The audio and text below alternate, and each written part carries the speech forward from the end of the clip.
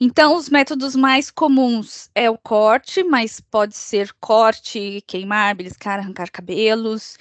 É, um ponto que eu não trouxe aqui, mas também é característico da autolesão, as pessoas que têm distúrbios alimentares, né? Eles são fatores de risco para autolesão, acontece mais nessa população com distúrbio alimentar. As meninas, lembrando, né, o sexo feminino é maior vítima. E se trata de uma função mal adaptada, uma estratégia mal adaptada de autorregulação. O que é autorregulação? Aí estou eu no meu trabalho, eu estou sendo pressionada e eu estou ficando ansiosa.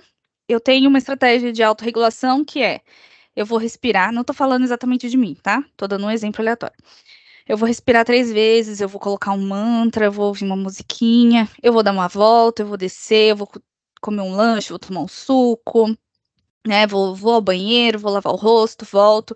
Isso são estratégias de autorregulação, porque a pessoa identificou que ela está passando por ela está tendo uma emoção ali forte, e para diminuição da emoção, ela vai se autorregular buscando estratégias saudáveis.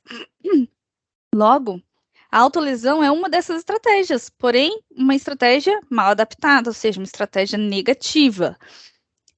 O grande problema é que, sendo uma maneira negativa de regular as emoções, com o tempo, esse alívio vai se tornando menos, vai acontecendo menos, né? A pessoa não vai encontrando mais o alívio com aqueles pequenos cortes.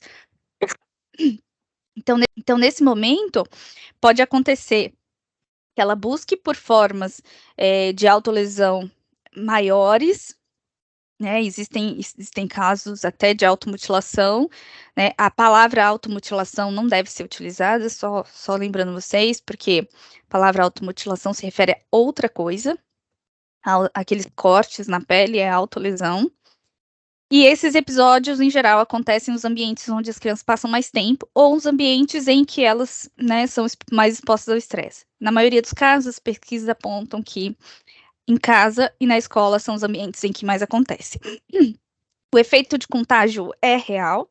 Então, quando um adolescente comunica a outros adolescentes da sua atitude, isso tende a aumentar, e cerca de 40% dos adolescentes comentam com amigos, né?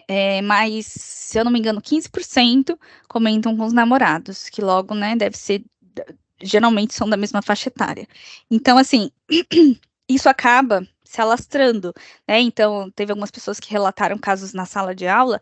Se esses casos se tornam público, toda a sala precisa de intervenção.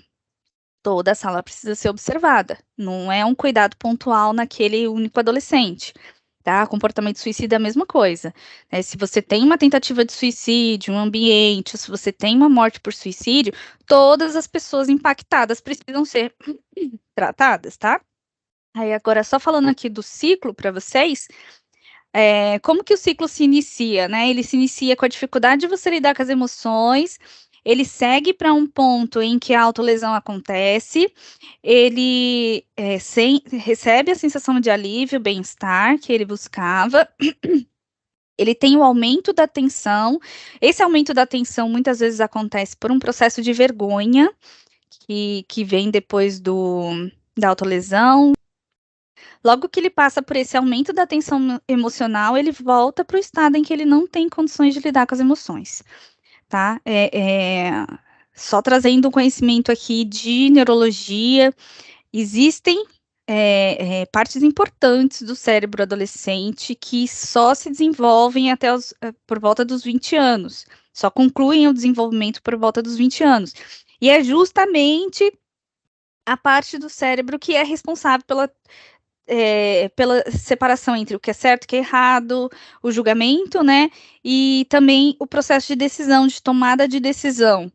Né? Então, quando um adolescente toma decisões precipitadas, ele tem uma atitude impulsiva, isso faz parte do desenvolvimento do cérebro dele, tá? Por isso ele precisa de ajuda. Para quê? para lidar com essas emoções. Então, eles estão experimentando emoções difíceis, que são emoções de diversas mudanças que estão acontecendo na realidade deles, uma cobrança que eles não costumavam ter como crianças, que de repente começa a acontecer porque você não é mais criança, porque você precisa disso, não, porque daqui a pouco você está trabalhando, não, porque não sei o quê. Eles começam a ter uma ansiedade pela vida adulta, ao mesmo tempo um temor dessa vida adulta. Tem as questões deles, pessoais, o externo, né, sociais, etc. Então, imagine a pressão que fica esse adolescente se ele não tiver recursos emocionais e uma rede de apoio para ajudá-lo a diluir isso e, né, passo a passo e ir lidando com essas emoções. Então, ele vai buscar, sim, processos de fuga, né, processos de alívio imediato, e esses processos podem ser processos mal adaptados.